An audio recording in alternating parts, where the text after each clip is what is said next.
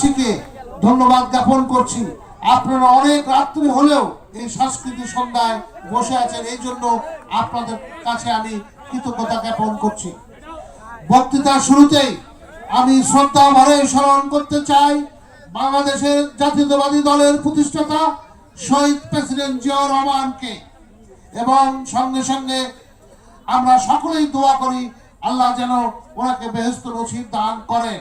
এই রাষ্ট্রের জন্য উনি অনেক কিছু করেছেন, একমাত্র রাষ্ট্রপ্রধান যিনি এই বাংলাদেশকে একটা বিপদগামী রাষ্ট্রকে সঠিক পথে পরিচালনা করেছেন। তারপরেই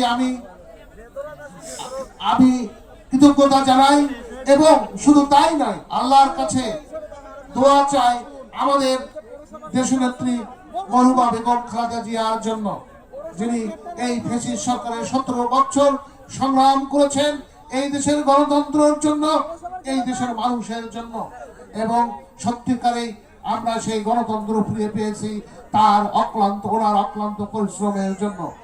তাই প্রতিটি মানুষের কাছে আমার বিশেষ অনুরোধ, আমরা ওনার জন্য সবসময় যেন দোয়া করি। শুধু তাই নয়, সবচেয়ে বড় আনন্দের বিষয়, এই 12ই ফেব্রুয়ারি নির্বাচনের পরে একটি গণতান্ত্রিক ভাবে নির্বাচিত সরকারের যিনি প্রধানমন্ত্রী হয়েছেন আমাদের নেতা জনাব তারেক রহমান। এই জন্য আমরা সকলেই আল্লাহর কাছে শুকরিয়া জ্ঞাপন করি, এবং উনি যে পরিকল্পনা নিয়েছেন, উনি যেন সেই পরিকল্পনা, দেশ গঠনের পরিকল্পনা, সেই পরিকল্পনা যেন বাস্তবায়ন করতে পারেন।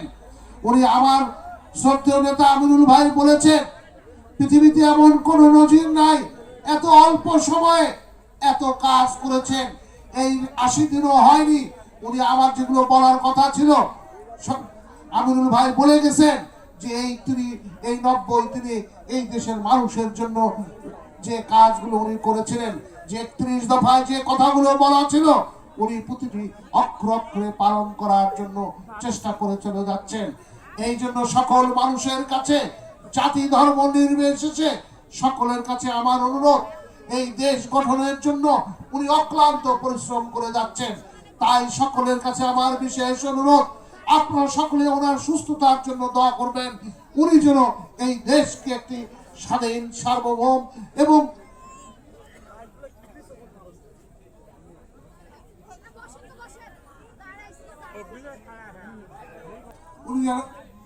উনি যেন উন্নত রাষ্ট্র হিসেবে পরিণত করতে চান, যিনি 31 দফায় যে কথাগুলো বলেছিলেন সে কথাগুলো প্রতিটি অক্ষরে অক্ষরে বাস্তবায়নের জন্য অক্লান্ত পরিশ্রম করে যাচ্ছেন। তাই শুধু উনি পরিশ্রম করে গেলেই হবেন না, আমরা যারা জাতীয়তাবাদের আদর্শের ধারক বাহক, যারা আমরা ওনার নেতৃত্ব বিশ্বাস করি, সকলকে আমাদেরকে ঐক্য ধরে রাখতে হবে, এবং প্রতিটি গ্রাম, পাড়া, মহল্লা, ওয়ার্ড, ইউনিয়ন, উপজেলা সকল জাতীয়তাবাদের সৈনিক আছেন, শহীদ জিয়ার বিশ্বাসী যারা কর্মী আছেন, ওনার নেতৃত্বে যারা বিশ্বাসী আছেন, সকলকে এক ঐক্য ধরে রেখে কাজ করে যেতে হবে, ওনাকে সহযোগিতা করতে হবে। তাহলেই কিন্তু সম্ভব উনি যে ওনার যে পরিশ্রম সার্থক হবে। তাই কি আপনারা রাজি আছেন? এই জাতীয়তাবাদের প্রতিটি মানুষ আমরা কি ঐক্য ধরে রাখবো, নাকি আমরা ভেদাভেদ করব?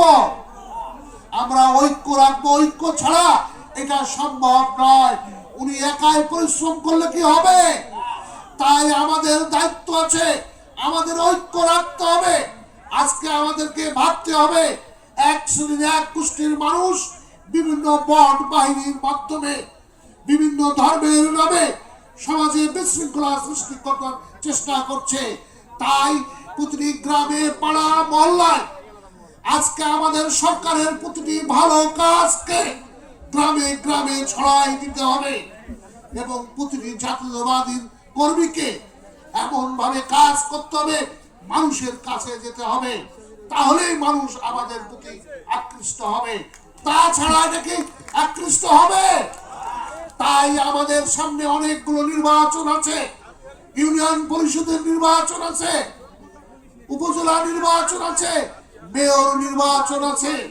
এই নির্বাচনগুলোকে যদি আমরা বিএনপির প্রার্থীকে জয় করতে হয়, তাহলে আমাদেরকে কি করতে হবে? ঐক্যর প্রথম তৈরি করতে হবে। নিজেদের মধ্যে কাদাছুড়ি, হিংসা, বিদ্বেষ ভুলে সকলকে একসাথে কাজ করতে হবে। আমরা যদি করতে না পারি, তাহলে আবার সেই ব্যবসায়ীরা আবার সুযোগ নিতে পারে। তাই আপনাদের কাছে আমার অনুরোধ, আমরা যারা জাতীয়তাবাদের লোক, যারা তারেক রহমানের, আমাদের প্রধানমন্ত্রী জনাব তারেক রহমানের নেতৃত্বে বিশ্বাস করি, তারা সকলেই এক পতাকা তলে এসে কিভাবে ধানের শীষের পতাকাকে যেমন আমরা 12ই ফেব্রুয়ারিতে নির্বাচিত করেছি, তেমনি ভাবে সামনে যে স্থানীয় নির্বাচনগুলো আছে সেগুলোকে আমাদের নির্বাচনে জিতানোর জন্য চেষ্টা করতে হবে। শুধু তাই নয়, প্রতিটি আমার জাতীয়তাবাদের ভাইদের প্রতি আমার অনুরোধ, আসুন আমরা নিজেদের মধ্যে কাদা ছোড়াছুড়ি না করি, সকলে মিলে একসঙ্গে কাজ করি, তাহলে আমরা কাঙ্ক্ষিত লক্ষ্যে পৌঁছতে পারবো। এবং প্রতিটি জাতীয়তাবাদের লোকের এমন কোনো কাজ যেন আমরা না করি যে কাজের জন্য আমাদের কাছ থেকে মানুষ মুখ ফিরিয়ে নিতে পারে। তাই আপনাদের কাছে অনুরোধ, আমরা সবাই মানুষের পাশে যাই, মানুষের জন্য কাজ করি, যেন হতদরিদ্র মানুষের জন্য কাজ করেন। আপনারা শুনলে খুশি হবেন। আমিনুল ভাই একটা কথা, আমাদের নেতা জনাব তারেক রহমান স্বাস্থ্য শিক্ষা ক্ষেত্রে বর্তমান যে বাজেট এই 11 তারিখে দিয়েছেন, যে বাজেট প্রণয়ন করেছেন, এই হতদরিদ্র মানুষের জন্য আপনারা লক্ষ্য করবেন। এই বাজেটে উনি ঘোষণা দিয়েছেন চিকিৎসার উন্নয়নের কথা, স্বাস্থ্যের উন্নয়নের কথা। শুধু তাই নয়, চিকিৎসা স্বাস্থ্য উন্নয়নের কথা ঘোষণা দিয়েছেন। নিত্য প্রয়োজনীয় জিনিসপত্র দামানোর কম মূল্যে দেওয়ার কথা বলেছেন। চাল ডাল এগুলোর জন্য দাম না বাড়ে, এইটার কথা বলেছেন। শুধু তাই নয়, আপনারা শুনলে খুশি হবেন, উনি এসেই আজকে পদ্মা ব্রিজের কথা, আপনাদের বাংলাদেশের মানুষের সবচেয়ে বড় সমস্যা পদ্মা ব্রিজ, উনি সেই এক নেকেটে পাশ করেছেন 90 দিনের মাথায়। আজকে আপনারা দেখবেন তিস্তা পরিকল্পনা বাস্তবায়নের পথে। তাই আপনাদের প্রতিটি কথা, প্রতিটি এই সরকারের ভালো কর্মগুলো গ্রামে গ্রামে ছড়াই দিতে হবে। আর আমাদেরকে খারাপ কাজ থেকে বিরত থাকতে হবে। যদি আমরা খারাপ কাজ থেকে বিরত না থাকি, তাহলে কি মানুষ আমাদের প্রতি আকৃষ্ট হবে? তাই আমাদের উচিত, আমরা যদি সত্যিকার শহীদ জিয়ার আদর্শের সৈনিক হয়ে থাকি, তাহলে আমরা ওনার আদর্শকে ধারণ করে জনাব আমাদের প্রধানমন্ত্রী জনাব তারেক রহমানের নেতৃত্ব যেন কোনো প্রকার কোনো প্রশ্নের সম্মুখীন না হয়। ওনার প্রধানমন্ত্রী, রাষ্ট্র পরিচয় আমাদের সেই দায়িত্ববোধ আছে।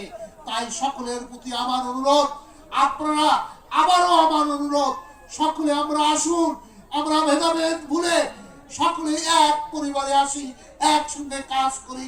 কিভাবে এই এলাকার সকলে মিলে কিভাবে আমরা কাজ করতে পারি। পরিশেষে আমি আরেকটি কথা বলতে চাই, প্রিয় পার্বতীপুর ফুলবাড়িবাসী, আপনারা জানেন দীর্ঘ 54 বছর এই এলাকার তেমন কোনো উন্নয়ন হয়নি। আপনারা যদি পার্বতীপুরের 10টি ইউনিয়নের কথা তাকান, 70% রাস্তা এখনো কাঁচা। শুধু 70% রাস্তায় নয়, আপনারা যদি পার্বতীপুর শহরের দিকে তাকান, এই রেলওয়ে স্টেশন অনেক পুরাতন, ফ্লাইওভার নেই, প্রতিনিয়ত একটা অ্যাক্সিডেন্টের ভয় থাকে। শুধু পার্বতীপুর শহরের রাস্তাগুলোর দিকে তাকান। তেমনি ভাবে ফুলবাড়ির 7টি ইউনিয়নের রাস্তাগুলো চরম বেহাল দশা, বাইপাস সড়ক দরকার। শুধু তাই নয়, এই এলাকায় আপনারা খনির দিকে তাকান, এই কয়লা খনি এবং মধ্যপুরা কঠিন প্রকল্প, এখানে তেমন কোনো উন্নয়নের ছোঁয়া লাগেনি। আমি আপনাদেরকে কথা দিচ্ছি, ইনশাআল্লাহ আমার যথাসাধ্য চেষ্টা করব এই এলাকার উন্নয়ন করার জন্য। আমরা আপনাদেরকে কথা দিচ্ছি, এই 10টি ইউনিয়নের প্রতিটি রাস্তা পাকা, কিভাবে এই 2 থানার হসপিটালকে আরো উন্নত করা যায়। প্রায় 11 লোকের বাস